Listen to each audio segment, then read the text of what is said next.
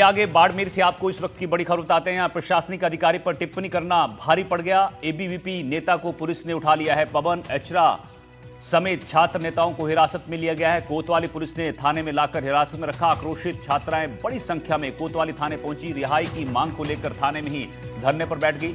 मामला तूल पकड़ने पर अतिरिक्त जिला कलेक्टर पहुंचे हैं। छात्राओं से बातचीत कर समझाइश की कोशिश की गई, लेकिन समझाइश के बावजूद छात्राएं अपनी मांगों पर अड़ी रही। नेताओं की रिहाई तक धरना जारी रखने का ऐलान किया गया है। जेएनवीयू में परीक्षा फीस बढ़ोतरी का यहां विरोध किया जा रहा था। एबीवीपी के बैनर तले छात्राएं प्रदर्शन कर रही थी। अतिरिक्त जिला कलेक्टर पहुंचे थे छात्राओं को समझाने के दौरान छात्र नेता ने टिप्पणी कर दी। तो बाड़मेर की तस्वीरें जहां एबीवीपी के बैनर तले प्रदर्शन चल रहा था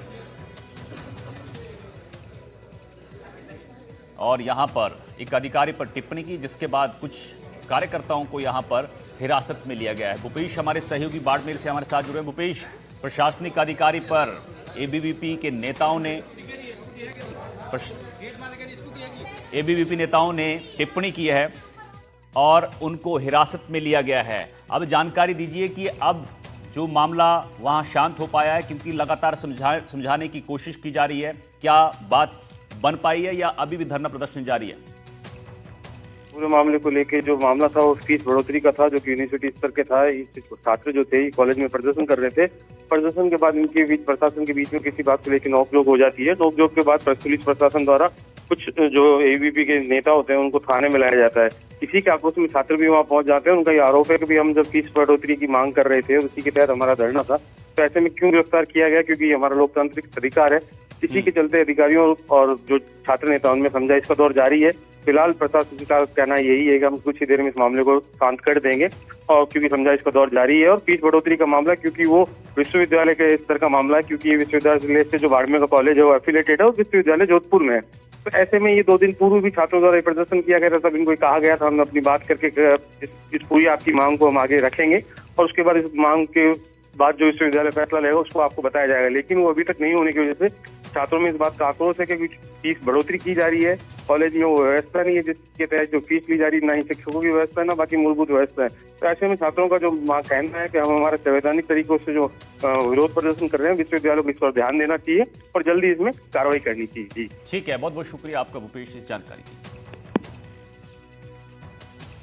ऐसा हम देखते हैं वैसा ही हम करते हैं। तो अगर वो इस तरह से करेगी तो हमारे लिए भी यही संदेश होगा कि हम आगे क्या करना है, हमें क्या करना, हमें यही सीख मिल रही है आगे कि भ्रष्टाचारी ही करनी है। पर आगे जो हमारी भाई साहब हेल्प कर रहे हैं, अगर आगे भी कोई किसी की हेल्प करे तो उनको तो ये लगेगा ना, अगर हम सही के लिए बोलेंगे तो हमको भी थाने में ले जाएंगे, तो आगे कोई किसी के लिए सही थोड़ी बोलेगा, गलत ही बोलेगा। गलत की संगत गलत ही होगी। ये गलत है, भाई साहब को छोड़ा जाए, इसकी हम मांग करते हैं।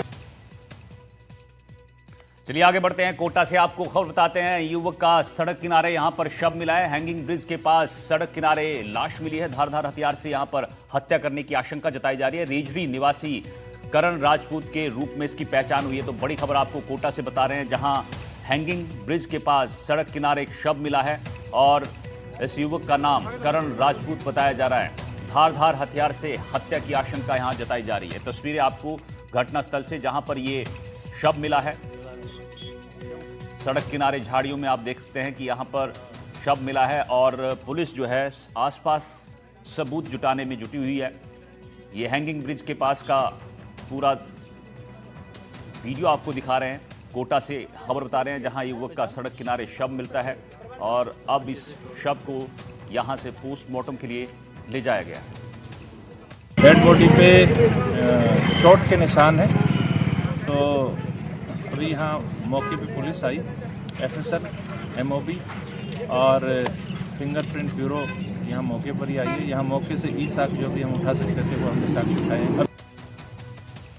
शाकिर अली हमारे सहयोगी कोटा से हमारे साथ जुड़े हुए हैं। शाकिर, कोटा में रोजड़ी के पास हैंगिंग ब्रिज के पास सड़क किनारे एक शव मिला है युवक का और आशंका यह है कि इसकी हत्या की गई है। क्या कुछ अपडेट है इस मामले पर आपके पास? शाकिर, देखिए ये सीधा हत्या का धारदार हथियार से जो हमला किया गया है उसके घाव भी जो है बॉडी पर मिले हैं। करण राजपूत के रूप में जो है इसकी मृतक की पहचान हुई है। मध्य प्रदेश का रहने वाला था और कोटा में कारीगरी का काम करता था। तो पुलिस की जो टीम है वो मौके पर पहुंची थी, उन्होंने एफएसएल की जांच ली है। इसके अलावा डॉग स्क्वाड भी मौके पर पहुंचे थे। पुलिस जो है अब इस पूरे मामले में जो है आरोपी की तलाश कर रही है। पता किया जा रहा है कि आखिर वो जो है कल रात से वो गायब था और उसकी मोटरसाइकिल जो है हाईवे के किनारे पर पड़ी हुई मिली थी।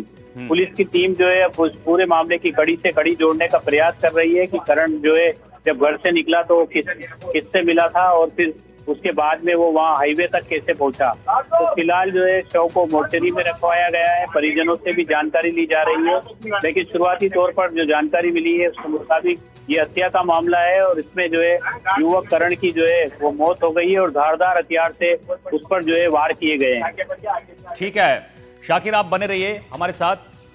तो ये हैंगिंग